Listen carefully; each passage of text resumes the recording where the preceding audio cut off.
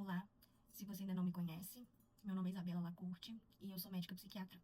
Eu tenho formação em medicina pela Faculdade de Ciências Médicas da Saúde de Juiz de Fora e fiz a minha residência médica em psiquiatria no Hospital Universitário da Universidade Federal de Juiz de Fora.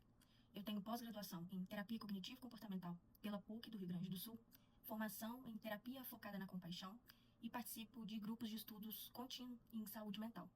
Além disso, durante cerca de um ano, eu participei de um grupo de estudos internacional em estoicismo, que é uma corrente filosófica que estuda resiliência, regulação emocional e enfrentamento do sofrimento humano. A minha atuação é baseada em evidências científicas, mas também na compreensão profunda do comportamento humano, da regulação emocional e dos processos de adaptação ao sofrimento. E é exatamente por isso que eu resolvi gravar essa aula. Diante da situação de calamidade que a gente tem vivido em Juiz de Fora e região, eu tenho visto muitos profissionais se disponibilizando a dar suporte psicológico para as vítimas, o que é algo extremamente válido e uma atitude muito nobre. Mas em situações de desastre, é preciso ter muito conhecimento técnico, muita responsabilidade e muito cuidado, porque fazer algo inadequado pode causar mais dano do que benefício. O que eu vou falar aqui não é uma opinião pessoal. É o que a melhor evidência disponível atualmente recomenda. Eu vou deixar todas essas referências para vocês e também o link para esses artigos originais, para quem quiser ler e se aprofundar ainda mais nesse assunto. Antes de qualquer intervenção, a gente precisa entender um ponto extremamente importante aqui. Sofrimento não é sinônimo de transtorno mental. Em situações de desastres, como enchentes, desabamentos, perdas de pessoas, como o que a gente está vivendo aqui na nossa região, essas reações intensas de sofrimento, elas são normais e são esperadas. Se não houvesse sofrimento, aí sim seria motivo da gente se preocupar. Então, o nosso papel, enquanto profissionais de saúde mental, não é patologizar esse sofrimento humano diante do trauma coletivo. O nosso papel é proteger o processo natural de recuperação, identificar aquelas pessoas que realmente vão precisar de uma intervenção estruturada, especializada e evitar a todo e qualquer custo a iatrogenia. E outro ponto importante é que, diferente do que as pessoas pensam, a maioria dos afetados por desastres não vai evoluir para TEPT, que é o transtorno do estresse pós-traumático, mas que eu vou me referir aqui como TEPT. A prevalência média de TEPT após a ocorrência desses desastres naturais varia aí, em torno de 5 a 20%. Só que esse risco, ele também depende de algumas variáveis, e ele vai ser maior dependendo, por exemplo, do tipo de exposição. Se for uma exposição direta ao desastre, com ameaça de morte, por exemplo, com perdas próximas, com necessidade de um deslocamento forçado da sua moradia, e também de acordo com a vulnerabilidade prévia, com o histórico que essa pessoa talvez já tenha alguns transtornos mentais. Esses fatores aqui aumentam o risco de desenvolvimento de TEPT depois de desastres, mas mesmo assim a taxa varia entre 5 a 20% e não é algo que vai acontecer com a maioria ou com todas as pessoas que se envolvem, infelizmente, em desastres naturais, como muitas pessoas pensam. Depois que acontece um desastre, a literatura descreve 4 tipos de trajetórias possíveis. A primeira é a trajetória de resiliência, que é a mais comum. A pessoa tem sim aquele sofrimento agudo, só que ela mantém o seu funcionamento relativamente preservado. Uma outra opção é a recuperação gradual. A pessoa tem sintomas intensos ali nas primeiras semanas, mas ela vai tendo, com o passar do tempo, uma melhora. A terceira possibilidade de trajetória é a reação tardia, que é quando os sintomas surgem semanas ou meses depois daquele desastre. E uma outra possibilidade, que é a minoria dos casos, é o curso crônico, que é quando aquela pessoa de fato evolui para TEPT, para um quadro depressivo maior, para um abuso de substância, dentre outros possíveis quadros mentais. Mas é importante a gente frisar aqui que a trajetória de resiliência é a mais comum e esse curso crônico acontece na minoria dos casos.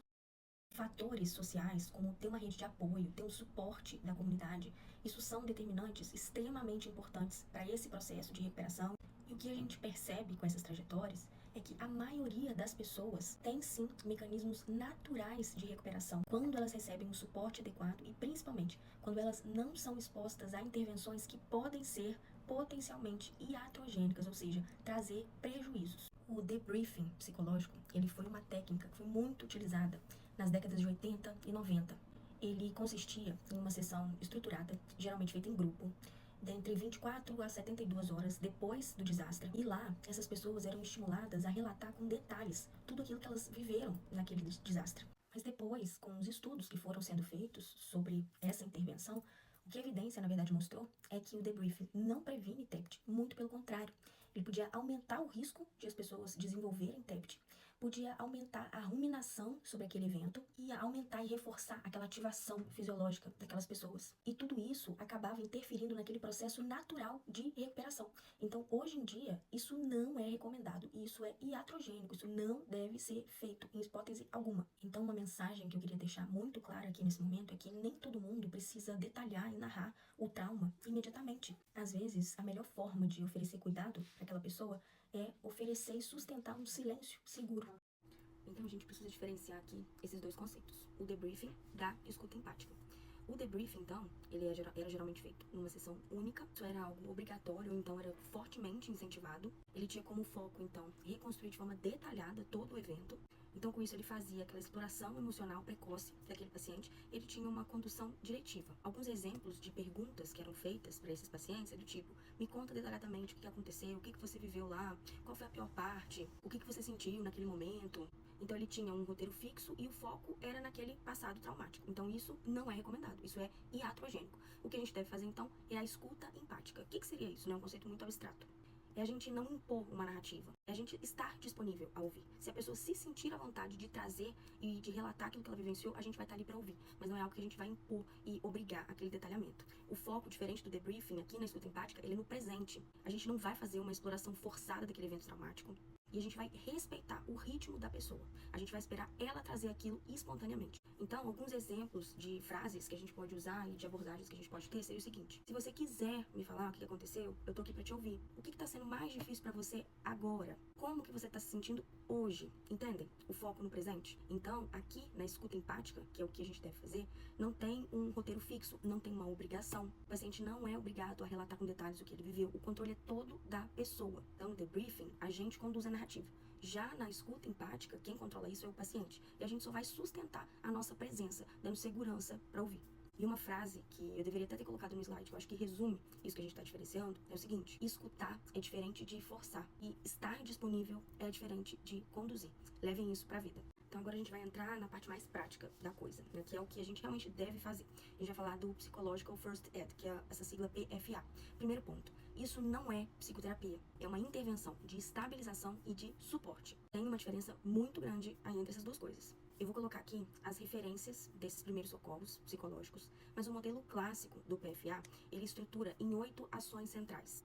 Só que esses primeiros socorros, eles não são uma estrutura rígida, tá?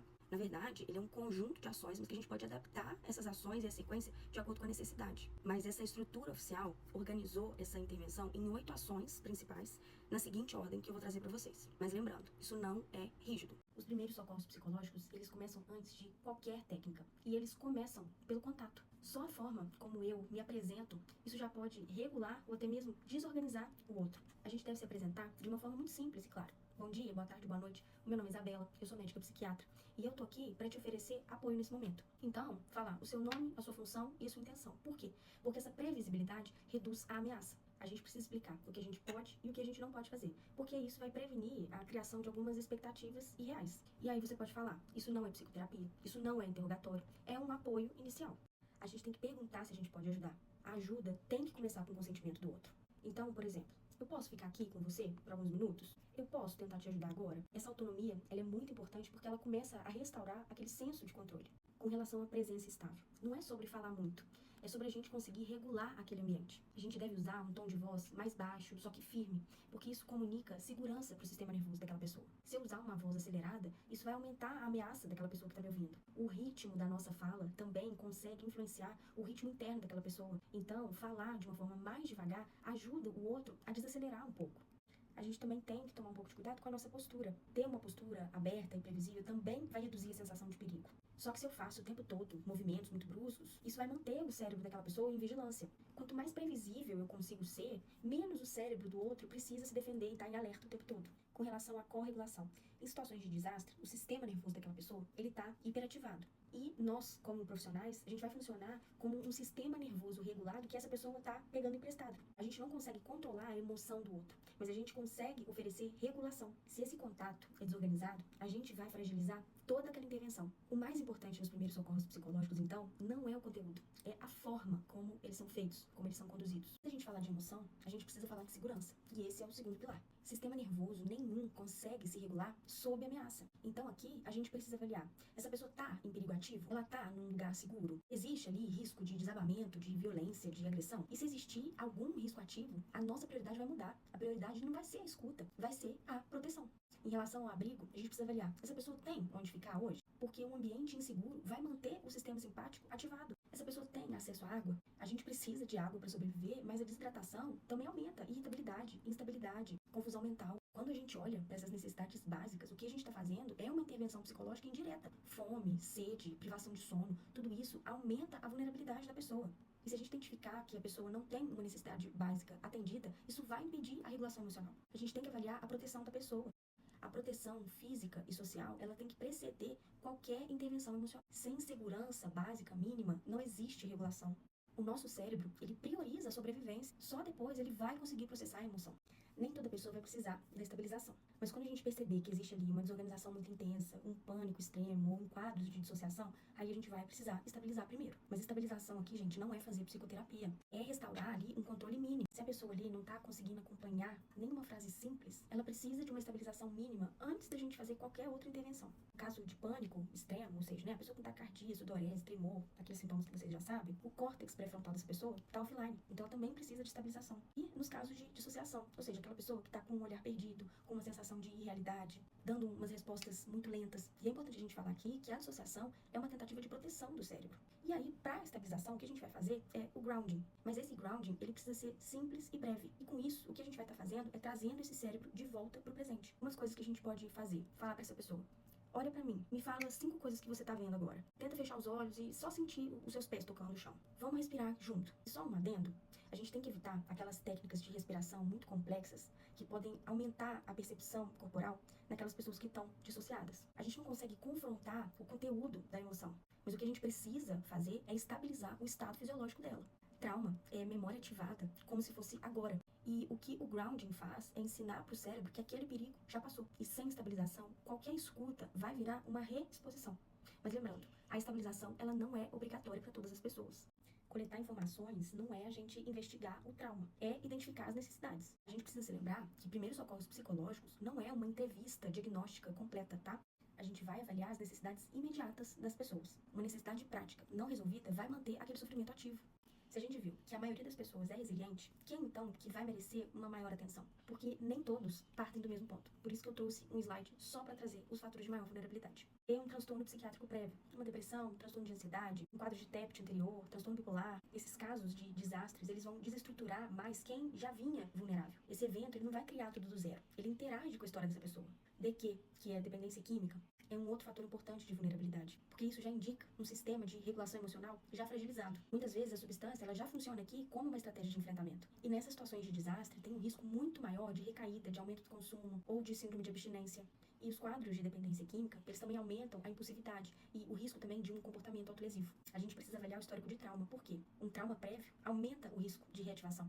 Ou seja, ele pode despertar um trauma antigo. Perdas múltiplas, ou seja, uma pessoa que perdeu a casa, perdeu familiares, perdeu renda. Porque quanto maior essa sobrecarga, menor vai ser a margem que essa pessoa tem de adaptação. O isolamento social, ele é um fator de risco muito bem determinado. Por outro lado, a rede de apoio é um fator de proteção muito robusto. O isolamento, ele aumenta o risco de um curso crônico e a ideação suicida.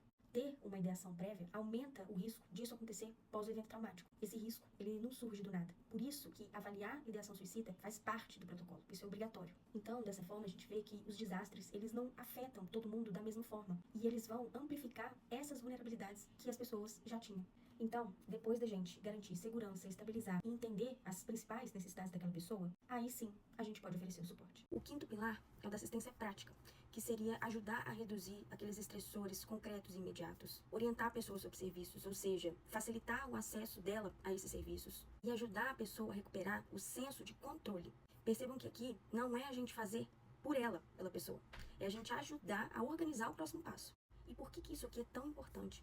Porque em situações de desastres, o sofrimento emocional, ele é amplificado pela incerteza, pela desorganização, pela quebra, perda da rotina, pela sensação de impotência que aquela pessoa se vê. Resolver um problema concreto vai reduzir aquela ativação fisiológica, que todos aqueles sintomas incômodos, a sensação de caos e a ruminação sobre aquele problema. Às vezes, resolver um problema prático já vai reduzir aquela ansiedade pela metade. Tá, mas o que são esses problemas concretos? São necessidades objetivas e imediatas. Alguns exemplos é não saber onde dormir, não saber onde obter comida e água, ter perdido algum documento, não saber como falar com pessoas e familiares desaparecidos, não saber como ter acesso a algum benefício social, não saber como ter alguma medicação de uso contínuo que a pessoa faz uso. E percebam que isso aqui não é psicoterapia, isso aí é organização ambiental. Mas percebam que ajudar a resolver não é assumir o controle de toda a situação, até porque isso não está no nosso alcance. É, primeiramente, definir qual que é o problema prioritário. Depois, ajudar a dividir esse problema em passos menores, oferecer para essa pessoa informações confiáveis e depois facilitar o acesso dela aos serviços. Vamos trazer um exemplo clínico para ilustrar? Se a pessoa chegar e falar, eu não consigo nem pensar direito, eu perdi tudo, você pode perguntar, tá, mas o que mais está te preocupando agora? Aí ela vai responder, não tenho meus documentos, eu perdi meus documentos. E aí, nesse caso, o que você pode fazer? Informar onde ela pode reemitir esses documentos, orientar ela qual órgão ela precisa procurar, ajudar a listar esses passos e encaminhar ela para assistência social. Com isso, o que a gente está fazendo é devolver organização. E um ponto importante da gente frisar, como que a gente pode fazer isso sem ultrapassar o nosso limite profissional? A gente não vai virar assistente social. O que você pode e deve fazer é perguntar qual que é a maior preocupação imediata, ajudar a priorizar, oferecer as informações confiáveis e encaminhar ela para o setor adequado. Então, assistência prática não é resolver a vida da pessoa, até porque nem se a gente quisesse muito, a gente seria capaz de fazer isso. Assistência prática é reduzir estressores ambientais imediatos para permitir que o sistema nervoso daquela pessoa volte a se regular. Aqui, muita gente reduz esse ponto a ligar para um familiar. Mas esse pilar aqui, ele é muito mais profundo do que isso. Aqui seria facilitar contato com familiares, incentivar a aproximação de pessoas significativas, reforçar vínculos comunitários, aumentar a conexão com a espiritualidade, se isso for algo que faz parte da vida da pessoa. Óbvio, sem impor uma crença. O trauma, gente, ele isola, mas a rede conecta. Por que isso aqui é tão central? Porque regulação emocional é corregulação. Depois de sofrer um trauma, o sistema nervoso, ele pode seguir dois caminhos. Ou ele pode ficar hiperativado, ficar naquele estado de luta ou fuga. Ou então ele pode ficar hipoativado, sofrer ali um desligamento, um colapso. E a presença de um vínculo de segurança, basta um, já vai ativar o circuito de segurança. A gente precisa entender que a rede, ela não é um luxo, ela é um fator protetor primário. A rede sempre deve ser ativada. E o que é a rede de apoio, de fato? Ela não é só a família, não, tá? Ela pode incluir amigos, vizinhos, o parceiro, a comunidade religiosa, colegas de trabalho, grupos comunitários, voluntários, ONGs. Até mesmo a equipe de saúde pode funcionar como uma rede de apoio. Rede é qualquer vínculo que vai oferecer para aquela pessoa segurança, validação, ajuda concreta e aquela sensação de pertencimento. O que significa facilitar a conexão?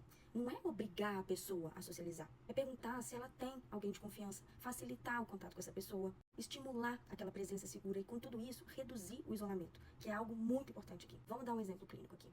Se a pessoa falar, mas eu não quero incomodar ninguém, você pode responder, tá, mas existe alguém que você se sentiria um pouco mais seguro estando por perto? Agora vamos trazer outros exemplos mais práticos. O primeiro, uma pessoa que está num abrigo e que está isolada. A gente pode perguntar para ela, você conhece alguém aqui? E a gente pode sugerir a ela de participar das rodas comunitárias e a se sentar próxima de alguém conhecido. Uma pessoa que perdeu a casa. A gente pode estimular ela a contactar com familiares, reativar alguns grupos de mensagem, também a aceitar a ajuda prática de outras pessoas. Se a gente identificar, por exemplo, uma pessoa que tem vergonha de pedir ajuda, a gente tem que fazer ali uma psicoeducação básica, falando que pedir ajuda não é fraqueza, que isso é fator de proteção. A rede ativa aquele senso de pertencimento, ela faz uma regulação autonômica, ela reduz aquela ruminação sobre o evento e ela reduz o risco suicida. Vocês percebem o tamanho da importância disso aqui? A gente não pode negligenciar. Isolamento social é fator de risco comprovado e a conexão é um fator protetor, um dos maiores que existem. Mas é importante a gente frisar que a rede, nesse sentido, ela precisa ser segura. Então, o que a gente não deve fazer, por exemplo, é forçar algumas reconciliações, obrigar a pessoa a se expor socialmente, ou então minimizar ali algum conflito familiar. A rede de apoio, ela é uma estratégia de regulação emocional, não é apenas um suporte social. E essa rede, ela também previne a cronificação do TEPT, o uso abusivo de substâncias e uma desorganização funcional maior. A intervenção que a gente tem que fazer aqui não é substituir a rede, é reativar essa rede. Aqui vão entrar alguns pontos. A psicoeducação, a normalização daquelas reações que a pessoa pode estar apresentando, as estratégias saudáveis de coping. Coping é a mesma coisa que enfrentamento. E também alertar sobre as estratégias de coping de risco. Todos esses pontos aqui, eles são tão importantes, assim como todos os outros, mas aqui eu acho muito importante a gente se debruçar com um pouco mais de detalhes sobre cada um desses pontos. Com relação à psicoeducação, a forma como ela é feita pode reduzir a ansiedade da pessoa pela metade em pouquíssimos minutos. Depois de passar por um trauma, alguns sintomas, eles são esperados. O cérebro, ele vai entrar no modo de sobrevivência. E aí, com isso, ele vai aumentar a vigilância, a sensibilidade, aquela sensação de alerta. E aí, o que isso pode gerar? Uma insônia inicial, que é aquela dificuldade para pegar no sono nas primeiras noites. Isso é normal, porque o cérebro ainda está em estado de alerta. Ter pensamentos intrusivos ou imagens sobre aquilo que aconteceu, que ficam voltando, que são os flashbacks, isso também pode acontecer, porque o cérebro ainda está tentando processar o que aconteceu. Uma maior irritabilidade, uma labilidade emocional, que é essa oscilação emocional, isso também é muito frequente, porque o sistema nervoso está hiperativado. Essas reações, nas primeiras semanas, são respostas humanas a um acontecimento anormal. E apresentar essas coisas não significam automaticamente ter um transtorno. Então, só de psicoeducar aquela pessoa, de que todas aquelas reações que ela está apresentando são coisas esperadas, isso já traz um alívio muito grande. Então, o papel da psicoeducação é normalizar essas reações, mas sem minimizar aquilo que a pessoa está sentindo. Então, guardem isso, tá? Nem todo sintoma que aparece depois de um trauma é patológico. Muitos deles são parte do processo de adaptação. A psicoeducação não é você chegar para a pessoa e falar, isso aí é normal, relaxa. Isso seria minimizar o que ela está relatando, o que ela está sentindo. É você dizer algo do tipo, olha, isso que você está sentindo é compreensível diante de tudo que você vivenciou e a gente vai acompanhar a sua evolução. Entrando na parte do coping, a gente vai fazer uma escuta empática sem exploração. Como assim? A gente vai evitar aquelas perguntas muito invasivas do tipo, me conta tudo o que aconteceu, como foi exatamente o momento. E a gente vai preferir falas do tipo, se você quiser, você pode me contar o que aconteceu. O que está sendo mais difícil agora? Lembrado que a gente já falou antes, do foco no presente.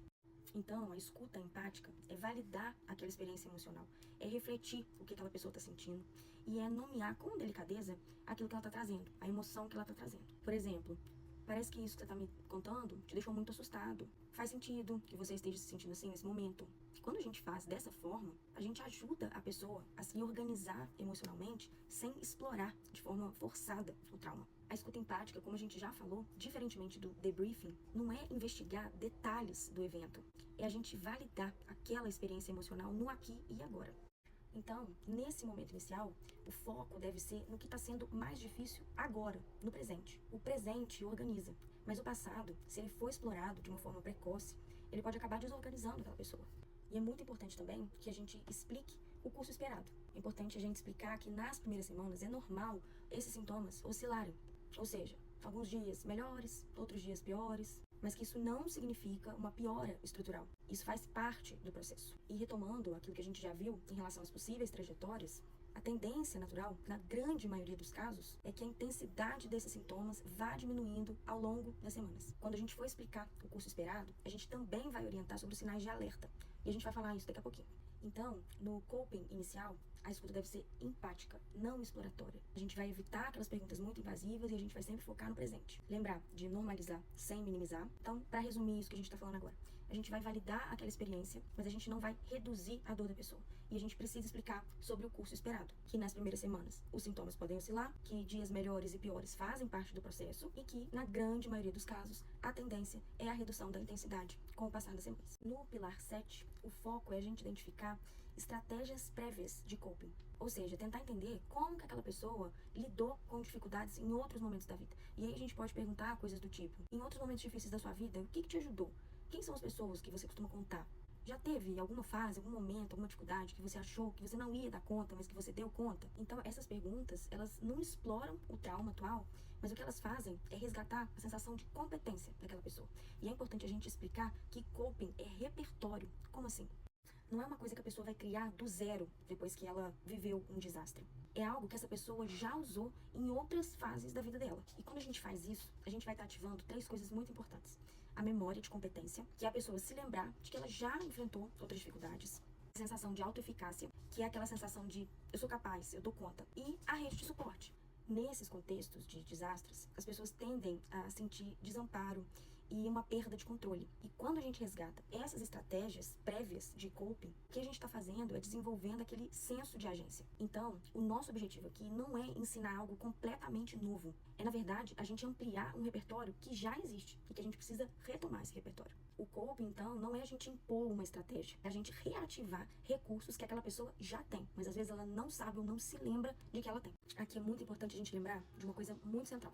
Todo comportamento tem uma função, e coping é comportamento. Mesmo um coping que é considerado de risco, que não é saudável, ele está tentando regular alguma coisa. Se uma pessoa está bebendo, por exemplo, provavelmente o que ela está tentando fazer é reduzir a ansiedade, é tentar amenizar um pouco aquela angústia, ou ela está fazendo isso para tentar dormir melhor. Nenhum comportamento é sem sentido. Todo comportamento tem uma função regulatória. Mas o problema não é a função. O problema é o custo. A curto prazo, a gente sabe que o álcool pode sim aliviar a ansiedade, ajudar a dormir alguns dias. Só que a gente também sabe que a médio e longo prazo, isso pode trazer prejuízos, tanto no âmbito físico, emocional, social, dentre outros. Então, a estratégia que a gente tem que usar aqui, ela deve ser muito simples. E ela não pode ser confrontativa. A gente vai validar a função daquele comportamento, mas a gente vai explorar o custo dele e vai ajudar a ampliar aquele repertório. Então, se uma pessoa está bebendo, por exemplo, para aliviar uma tristeza, você não vai chegar para ela e vai falar: ô seu fulano, você não pode beber, isso não vai funcionar. Em vez disso, você pode chegar para ele e perguntar alguma coisa do tipo: ô seu fulano, se a tristeza bater hoje à noite, o que será que o senhor pode fazer além de beber? Vocês percebem que com isso a gente está ajudando ele a ampliar essas alternativas, só que sem atacar? A gente não vai aqui confrontar, moralizar, envergonhar a pessoa.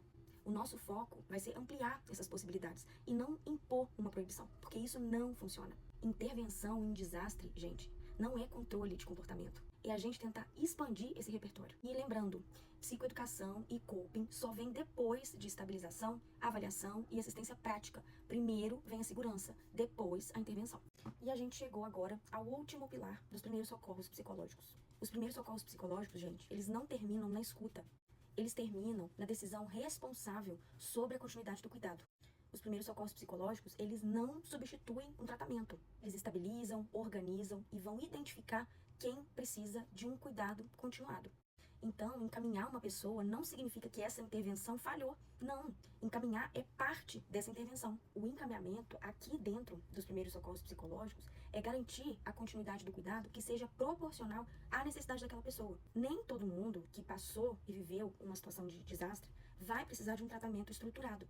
Mas quem precisa não pode ficar sem. Quando a gente fala aqui em saúde mental, a gente está se referindo aos CAPs, à psiquiatria, à psicoterapia, ou seja, um cuidado especializado. Às vezes, o sofrimento psíquico está associado a algumas condições clínicas, a insônia grave, desidratação, uso de substâncias, descompensações físicas. Então, encaminhar para um serviço médico também é cuidado em saúde mental. E muitas vezes, o sofrimento daquela pessoa pode estar sendo mantido por alguns problemas concretos. Questões de moradia, perda de documentos, alimentação. E encaminhar para assistência social pode ser tão terapêutico quanto uma intervenção psicológica. E mesmo quando não existe uma indicação imediata de um tratamento formal, o simples acompanhamento dessa pessoa já é um fator protetor. Follow-up é um cuidado ativo. Mais pra frente, eu vou diferenciar o encaminhamento imediato, precoce e tardio. Aqui o importante é só a gente entender o princípio. Então, gente, encaminhar é garantir que ninguém fique sozinho depois da nossa intervenção. Aqui, a gente entra num conceito muito importante quando a gente fala de desastres, mídia e comportamento coletivo. A forma como o sofrimento é comunicado aos outros pode salvar ou então pode aumentar o risco. Em 74, o escritor alemão Goethe, o meu alemão não é bom, não reparem, ele publicou esse romance, Os Sofrimentos do Jovem Werther. E na história, o personagem principal, ele morre de suicídio. E o livro descreveu esse suicídio de uma forma muito intensa e até romantizada. E aí, depois dessa publicação, houve um aumento documentado de suicídios na Europa com características semelhantes ao personagem, inclusive pessoas vestidas como ele. E aí esse fenômeno ficou conhecido como efeito Werther. O efeito Werther, ele ocorre quando acontece uma divulgação detalhada, ou seja, uma cobertura sensacionalista, quando há romantização, identificação e imitação.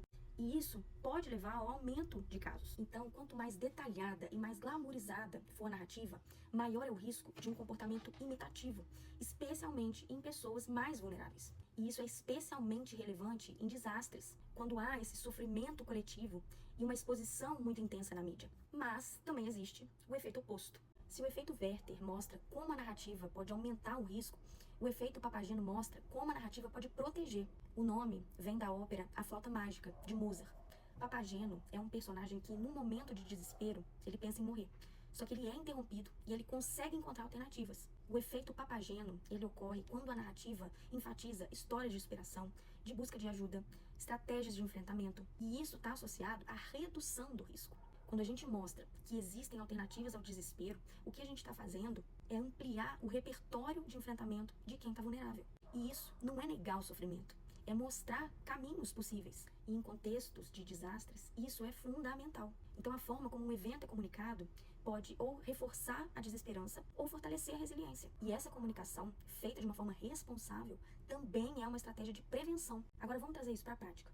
Se a forma de comunicar pode aumentar ou reduzir o risco, a nossa responsabilidade é gigante. O primeiro ponto é não detalhar os métodos, porque descrever como foi feito aumenta o risco de imitação.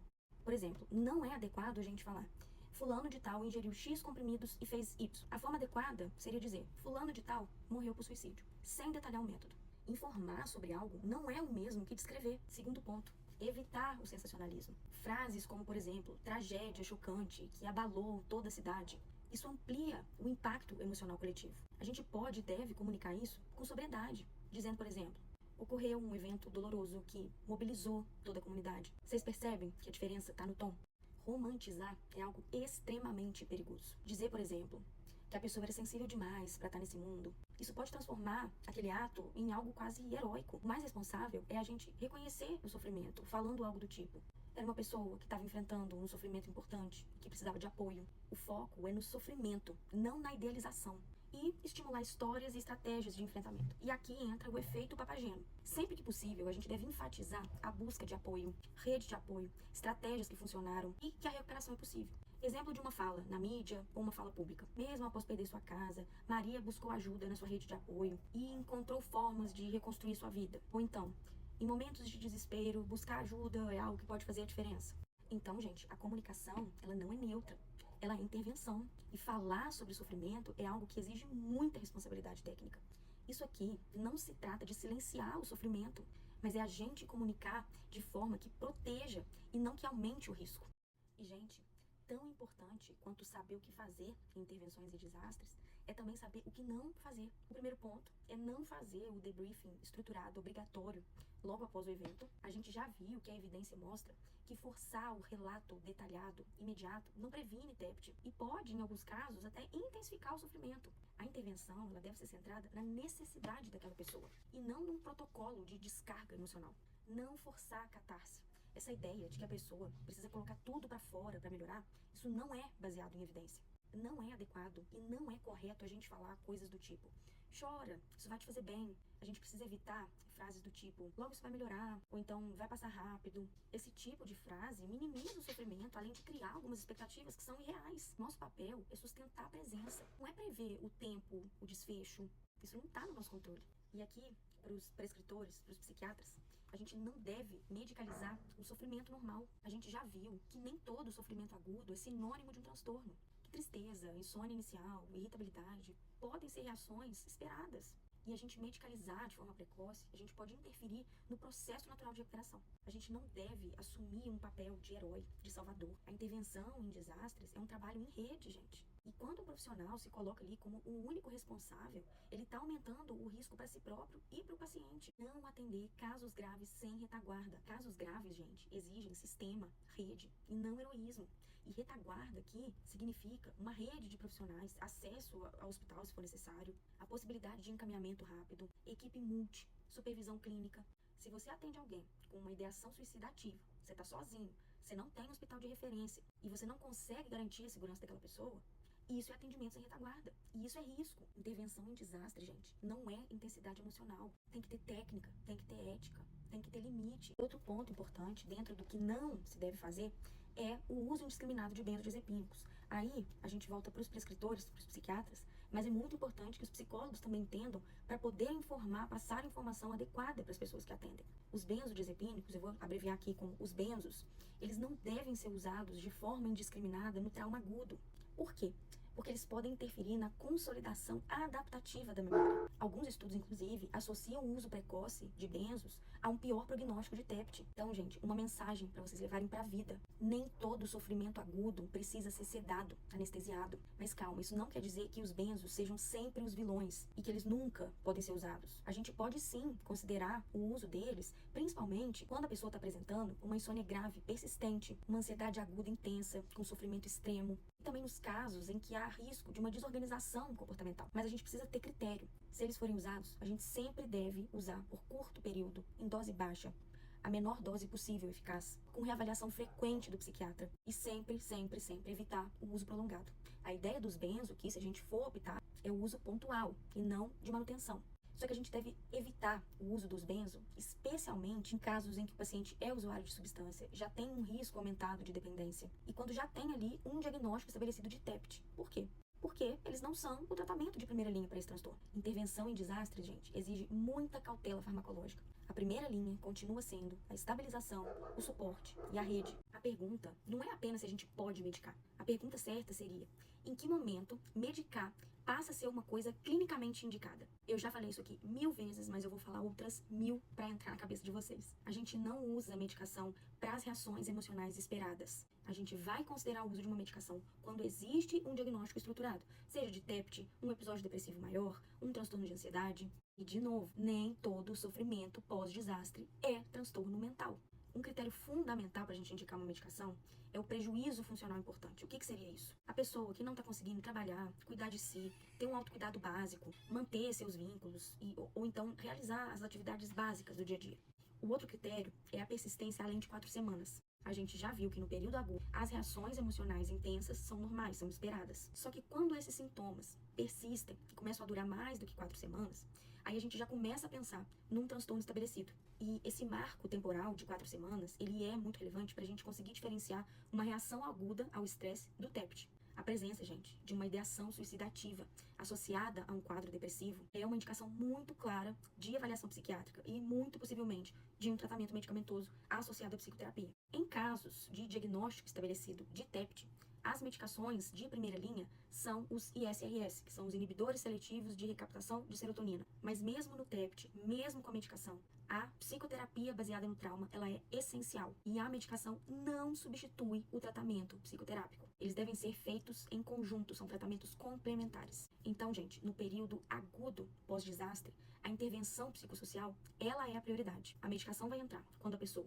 tem um transtorno estabelecido, quando ela tem um prejuízo muito importante, ou então quando há risco. Mas primeiro a gente estabiliza, depois a gente avalia, para só depois a gente medicar, se for o caso. Em situações de desastre, a nossa tendência, enquanto profissionais, é fazer, agir, resolver. Só que intervenções excessivas, elas podem desorganizar ainda mais a pessoa. Muitas vezes, o que mais vai ajudar a pessoa a se regular é a presença estável, a previsibilidade, a contenção, e não a técnica. Nem toda dor precisa de uma intervenção ativa. Às vezes, ela só precisa de alguém que aguente estar ali, sem invadir, sem acelerar, sem medicalizar aquele sofrimento. Em desastres, a gente não precisa ser herói. A gente precisa ser presença. Até aqui, a gente falou das reações esperadas. Agora, a gente vai entrar na parte de diagnóstico. O transtorno de estresse agudo, que eu vou chamar de TEA, para abreviar, ele acontece entre 3 dias e 1 mês após o evento traumático. Antes desses 3 dias, a gente vai falar de reação aguda ao estresse. E depois de 1 mês, se esses sintomas persistirem, aí a gente vai pensar em TEPT. E esse quadro de TEA, ele envolve 4 grandes dimensões. A dimensão das intrusões, que podem ser memórias intrusivas, flashbacks, pesadelos. A dimensão da evitação, que é evitar pessoas, lugares ou pensamentos relacionados ao evento traumático. Essa hiperexcitabilidade, que são sintomas como insônia, hipervigilância, irritabilidade. E a dimensão da dissociação, que pode ser uma sensação de irrealidade, de distanciamento, um certo entorpecimento emocional. O ponto central é: sofrimento intenso não é automaticamente transtorno. É a combinação de sintomas, tempo e prejuízo funcional que vai definir um diagnóstico. Mas a gente identificar TEA é importante porque ele aumenta o risco de evolução para TEPT. Mas olha só, isso não significa que toda pessoa com TEA vai evoluir necessariamente para TEPT. Se no TEA a gente falou de 3 dias a 1 mês, aqui a gente está falando da persistência além de 1 mês. Então, para a gente poder falar em TEPT, os sintomas precisam persistir além de 1 mês. Então, não é a intensidade de forma isolada, tá? É a persistência desses sintomas além de um mês. E além disso, esses sintomas, eles precisam causar um prejuízo funcional real no trabalho, nos vínculos, na rotina e em outros âmbitos importantes da vida. O núcleo do TEPT, ele envolve 3 eixos principais. O primeiro é o da reexperiência. O trauma volta, como se a pessoa estivesse vivendo aquilo de novo, naquele momento presente. A evitação, que é evitar qualquer coisa associada ou que lembre aquele evento. E a hiperativação, que é o corpo que permaneceu naquele estado de alerta constante.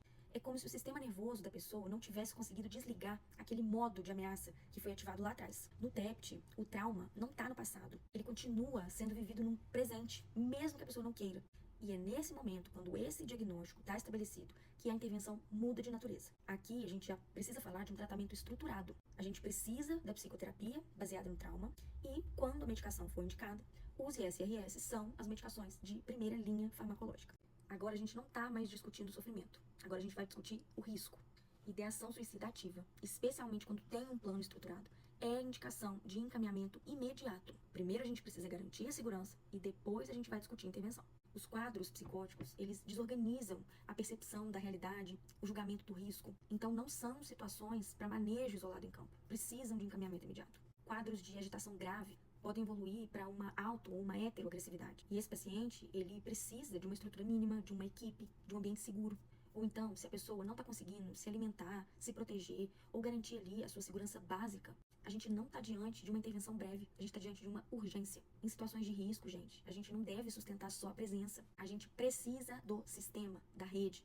E entendam que encaminhar imediatamente não significa que você está abandonando a pessoa. Significa que você está garantindo o cuidado adequado que aquela situação exige. Se no encaminhamento imediato a gente falou de um risco que é iminente, aqui no encaminhamento precoce a gente está falando de um risco em evolução. Uma pessoa que está apresentando um prejuízo funcional persistente, mesmo que não tenha uma ideação suicida ativa, já precisa de uma avaliação especializada. Porque se a pessoa não está conseguindo retomar uma rotina mínima, a gente precisa intervir antes que esse quadro se estruture, se agrave. Um quadro de insônia grave não é só desconfortável. Isso desorganiza a regulação emocional e aumenta o risco de agravamento. O uso abusivo de algumas substâncias pode surgir como uma tentativa de autorregulação, como a gente viu. Só que rapidamente isso aí pode se transformar num fator de risco adicional. E pessoas que têm um histórico prévio de um quadro depressivo grave, de TEPT ou de tentativa de suicídio, elas têm uma vulnerabilidade muito maior após o trauma. Então, elas também precisam ser encaminhadas. Encaminhamento precoce é uma forma de prevenção secundária. E a gente não deve ficar esperando o colapso para poder agir. No encaminhamento imediato, a gente falou em risco. No precoce, a gente falou em agravamento.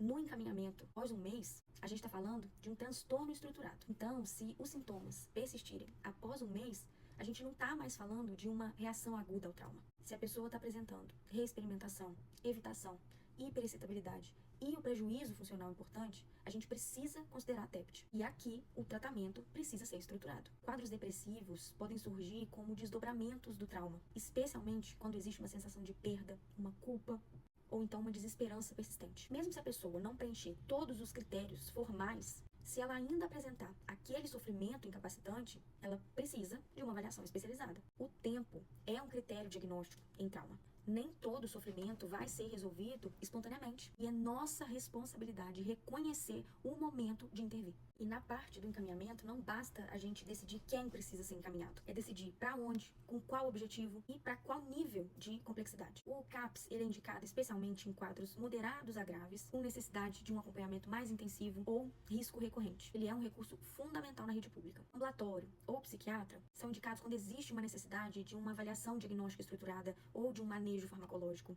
A psicoterapia ela é central, especialmente nos quadros de TEPT. Os tratamentos baseados em trauma, eles têm forte evidência. Os hospitais são indicados quando existe um risco iminente, ou quando existe uma desorganização grave, ou uma necessidade de contenção e de segurança daquele paciente. Nenhum profissional sozinho, gente, dá conta de atender e de fazer intervenções em desastre.